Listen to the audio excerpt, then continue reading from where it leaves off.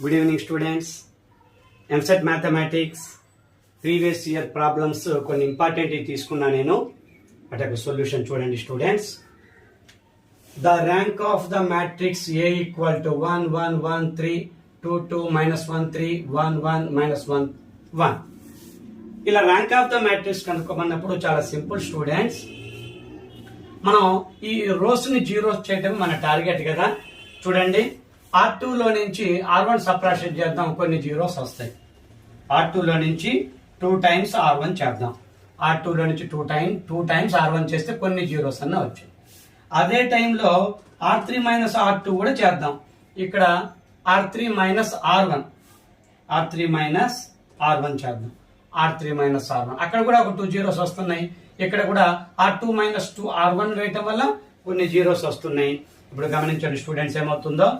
First row ఎటువంటి మార్పు లేదు. ఇక్కడ 0 0 2 times ఆఫ్ తీసేస్తున్నాం కాబట్టి అంటే -3. అక్కడ 2 times అంటే 6 3 - 6 అంటే -3. 1 - 1 0 1 - 1 0 -1 -1 -2 1 -3 -2 ఇలా వచ్చింది స్టూడెంట్స్. ఇక జీరోస్ చేయడానికి మనకి ఇంకా అవకాశం ఎక్కడ ఉందో చూడండి. ఈ రో బై -3 చేసుకోండి. ఈ రో మొత్తం బై -2 చేసుకోండి. 1 1 1 3 0 0 1 1 0 0 1 1 ఇలా వచ్చేసాయి స్టూడెంట్స్.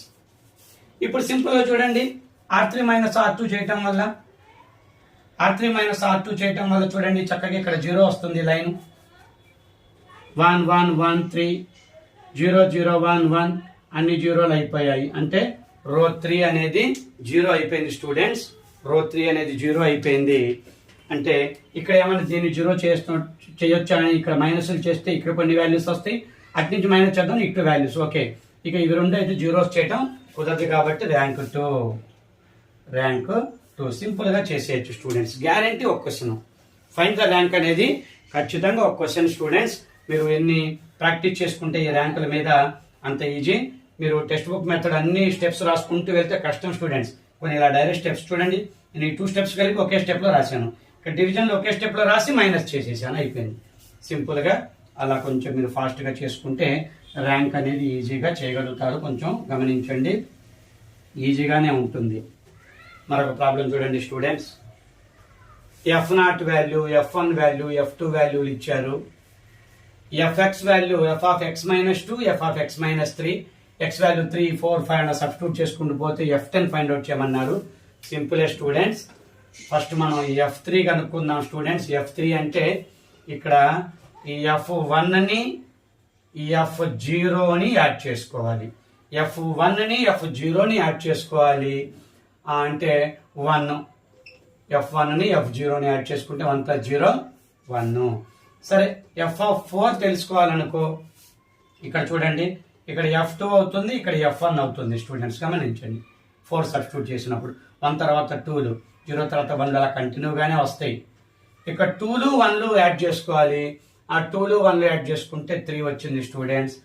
F5 చూడండి, ఫాస్ట్గా చేసుకోండి. F3లు ఈ F2లు యాడ్ చేసుకోవాలి. F3 అంటే 1, F2 అంటే 2 అంటే 1 + 2 3 అవుతుంది. F6 కావాలంటే F4లు F3లు యాడ్ చేసుకోవాలి. చూడండి, F4లు F3లు ఇవి రెండు యాడ్ చేసుకోవాలి స్టూడెంట్స్.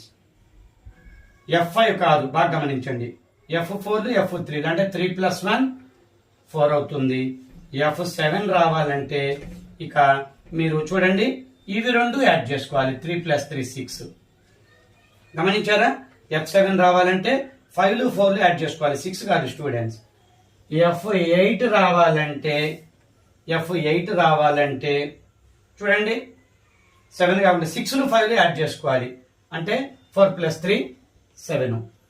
F9 రావాలంటే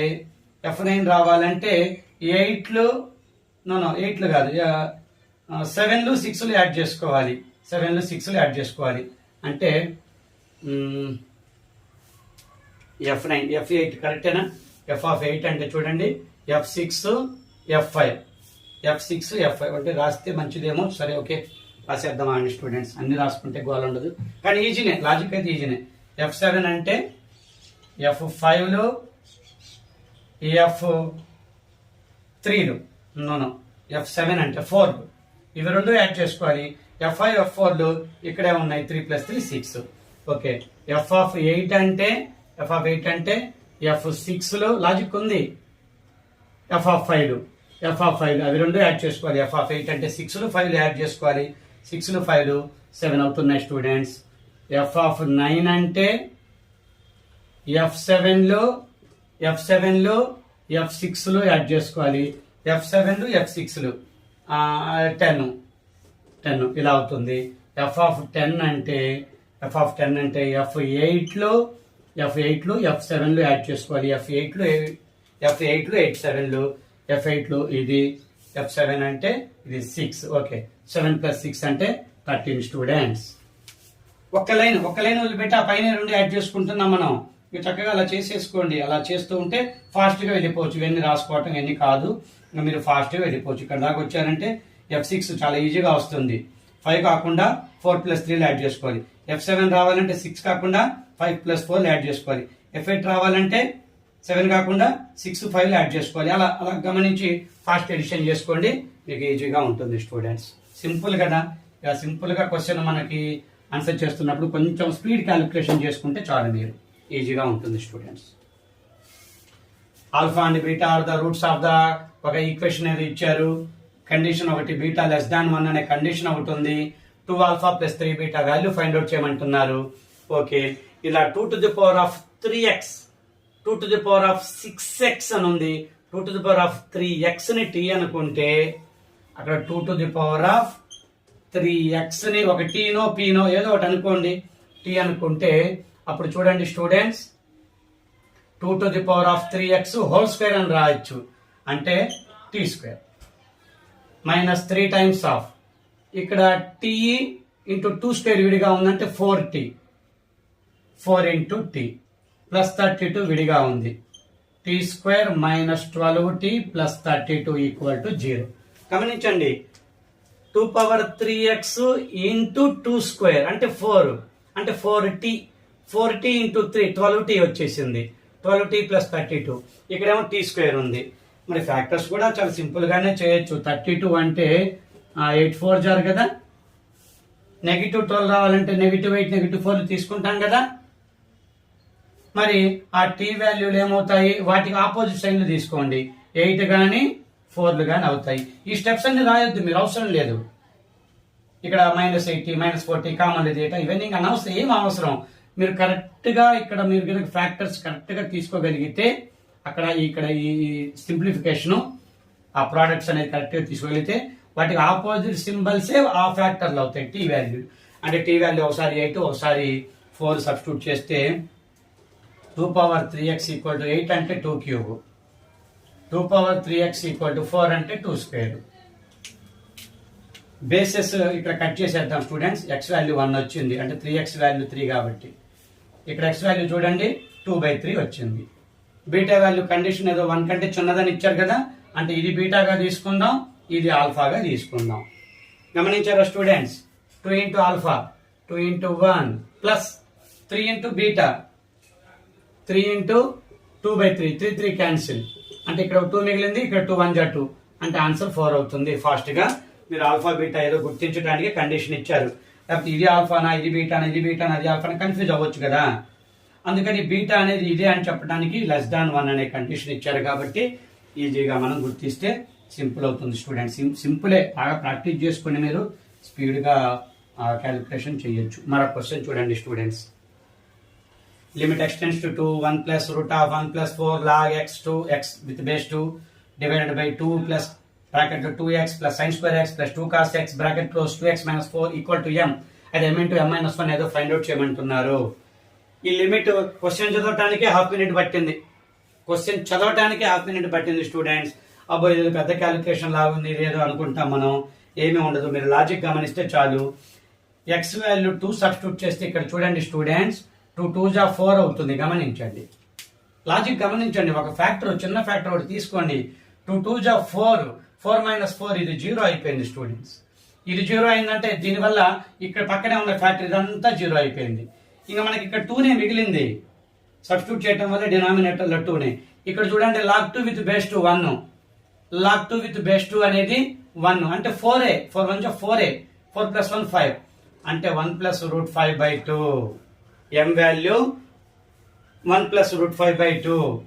మరి m మైనస్ 1 వాల్యూ వీటిలో నుంచి ఒక్కటి తీసేస్తే రూట్ 5 ప్లస్ 1 బై 2 లో నుంచి ఒక్కటి తీసేస్తే అంటే -2, రూట్ 5 ప్లస్ 1 -2 అంటే రూట్ 5 మైనస్ 1 బై 2 వచ్చింది. అంటే m మైనస్ 1 కోసం ఒక్కటి తగ్గించుకుంటే ఈ వాల్యూలో నుంచి ఒక్కటి తీసేస్తే -2 అవుతుంది కదా, -2 ప్లస్ 1 కాబట్టి -1. ఇక m ఇంటూ m మైనస్ 1 ఈ రెండింటి ప్రోడక్ట్ కావాలా మనకి. చూడండి స్టూడెంట్స్, ఈ రెండింటి ప్రోడక్ట్ కావాలి. a plus B into m minus B apply చేద్దాం. Root 5 whole square minus 1 square, root 5 whole square minus 1 square అంటే 5 మైనస్ 1 4 అవుతుంది. ఇక్కడ డినామినేటర్ 2 2 జా 4 అవుతుంది. 4 4 క్యాన్సిల్ 1 ఆన్సర్. ఓకేనా స్టూడెంట్స్? ఇది పెద్ద లిమిట్, ఇది పెద్ద క్వశ్చన్ ఇది అనుకుంటాం. మీరు అది గమనించడమే, ఆ దృష్టితో ఆ లాజిక్ ని మీరు గమనిస్తే ఏమీ లేదు, చాలా సింపుల్ గా ఈజీగా చేయగలుగుతారు అనమాట. ఇచ్చే ఆ 80 క్వశ్చన్స్ కి లాజిక్స్ ఉంటాయి స్టూడెంట్స్. 80 క్వశ్చన్స్ కి లాజిక్స్ ఉంటాయి. లాజిక్ తెలిస్తే 1 మినిట్, హాఫ్ మినిట్, లాజిక్ తెలియకపోతే అది 5 మినిట్స్, 6 మినిట్స్, 10 మినిట్స్ అంతే. అది ఎస్ఏ క్వశ్చన్, పెద్ద క్వశ్చన్లు ఇస్తారు, లాజిక్ తెలియకపోతే అంత టైం పడుతుంది. ఫస్ట్ టైం నా మ్యాథమెటిక్స్ క్లాస్ విన్న వాళ్ళు